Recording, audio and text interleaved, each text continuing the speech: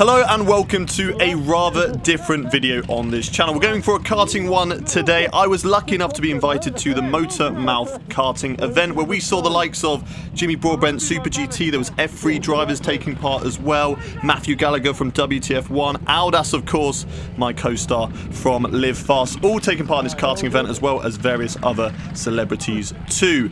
It was all for a good cause, so make sure you go check out all of those in the link in the description. But we were taking part in various weather conditions. We had sun, we had rain, and as you can see, out on track, we also had snow. So we're jumping into the car right now. This is my first experience in this session. I wanted to go out on qualifying at the end, and unfortunately, just as I jumped in, the snow was coming down. At this point, as I'm going out the garage, I can see absolutely nothing. You lot can actually see more than I can through this camera.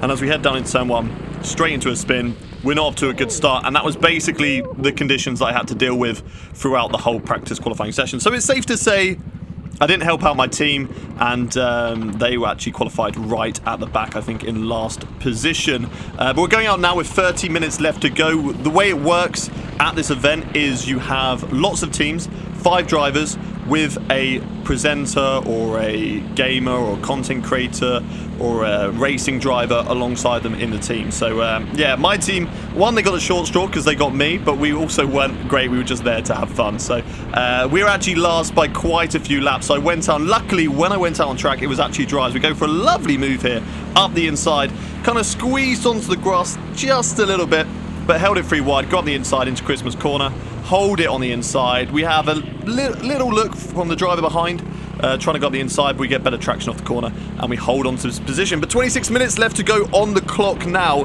and as you can see by the camera, the rain is starting to fall, and it's not just rain. The snow is back. Of course it is. We thought we were going to get some good running in the dry. I managed to take the fastest lap for our team down by 10 seconds in like the first 2 laps that I did. But unfortunately, the snow is back, and now it's back to slippery conditions as we head down towards turn 1. There's a driver spinning ahead of me. And what am I going to do? Of course, I'm going to just slide straight into him. All that track over to the right-hand side that I can aim for. And I decide to... slide and crash into them. So apologies if that was you. But we get underway once again. 25 minutes left to go on the clock as we get overtaken once and more. But at this point, we didn't really have anything to fight with. Like I said, we were 6 laps down on the next car. It was all about just trying to see if I could catch up those laps and maybe not be last as we go round the first couple of corners now, taking that wide line. And now this is what it was like for me, just sort of learning. I've never actually driven in the wet before, let alone in the snow. As we get past the driver, of course, who spun it down towards turn 2. Looking on the back of this driver, and he goes for a spin there into Christmas corner as well. So another position made, and you can just see the grip is just disappearing very, very quickly. Running it wide again, and just having to learn the racing lines. And it was a big struggle for me because I didn't know the racing lines. I've always not heard that you've got to, you know, drive differently in the wet and find the wet lines than you do in the dry. But without anyone really showing you where to go, it was quite difficult for me to sort of learn that as we went. So there were drivers who would pick it up straight away. The ones who, of course, the F3 drivers, Jimmy Broadbent, SuperGT, the likes of those guys would just pick it up straight away. But for me, it was just a case of trying to learn as we go. As you can see, the snow starting to fall a little bit as we've got a driver spinning ahead of us, hoping to get a position on him, but we decided, again, to join them instead of going for the overtake. So, yeah, no progress made so far. But this is a learning curve, this race for me. Learning how to drive in the wet. And by the end of it, we do improve actually quite a bit. So we were quite happy with that. But 23 minutes now left on the clock, heading down into Christmas corner once again. As you can see, no grip whatsoever, a little bit too hot there. And it's a really weird sensation because you know that the grip is there on the outside of the corners. We overtake another driver who's spun out, and there's lots of drivers here that have spun out and having the same issues as me. There's a lot of drivers here that have never driven in the wet before too, and it showed. So when I was spinning off, they were also spinning off too. So there is the potential to make overtakes as this driver goes for a big send up the inside, and he actually makes it stick, which I was quite surprised with. I mean, he ran off the track quite a bit, so the stewards will be hamming words with track limits there.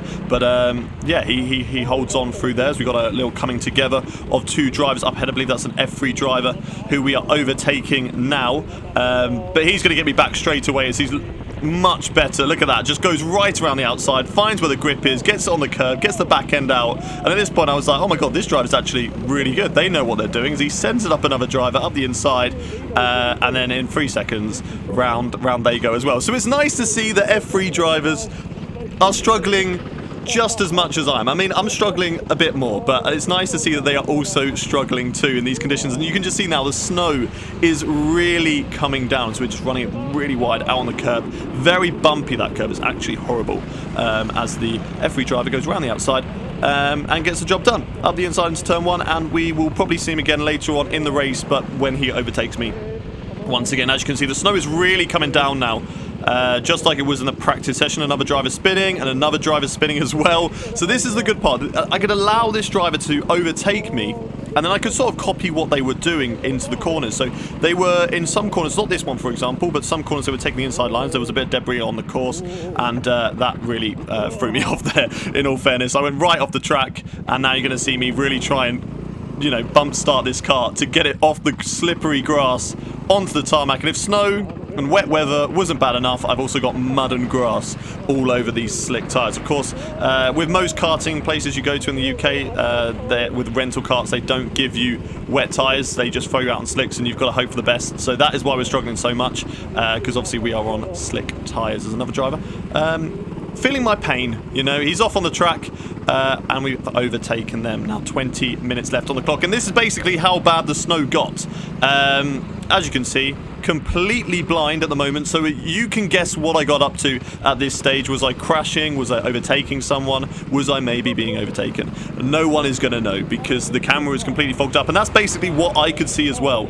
I had to keep flipping up the visor to try and see, but when you flip up the visor, then the snow just goes in your eyes. So it was a weird compromise. You kind of had to work out the best way around it, and you can see now, when the camera's cleared a little bit, just how bad that snow is. It is thick, big blocks of snow flowing through the air right into my visor, and especially in the high-speed parts, you just get completely blinded as you head down in towards turn 1 there. And again, now the snow is just absolutely horrendous as we're behind a guy in McLaren overalls, not one of Daniel Ricciardo or Lando Norris there, as we've got another team. Well, it looks like my teammate wearing the same race overalls as I am, as we're going to go for this nice wide line, the snow covering my visor and my camera, but we do make the move stick, and it's a nice move around the outside there of turn 2. So it's good to see that we are making up positions in this race. It's not just us spinning or struggling with the wet conditions, as it looks like we might get another one here.